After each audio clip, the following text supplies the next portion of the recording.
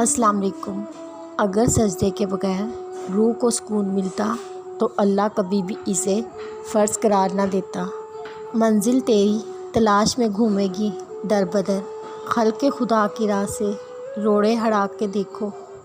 باپ کی تکلیف کو نظر انداز مت کیجیے، یہ جب بچھڑ جاتے ہیں تو ریشم کے تکیے پر بھی نیند نہیں آتی۔ اللہ ہمیں ماں باپ کا فرما بردار بنائے، آمین۔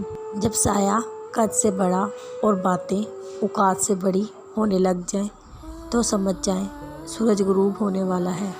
انسان نے محسوس کرنا اس لیے چھوڑ دیا ہے کیونکہ اسے ان چیزوں سے محبت ہو گئی ہے جن میں احساس نہیں۔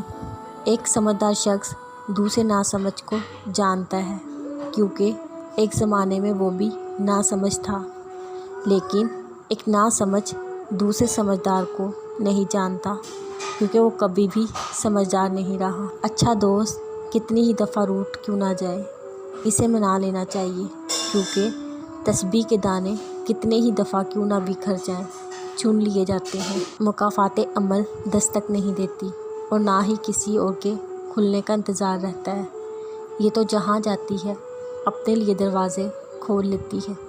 جو آج تم کرو گے کل وہی تمہارے ساتھ ہوگا، اس لیے کسی کی زندگی جہنم بنا کر سجدوں میں جنت مانگنا چھوڑ دو۔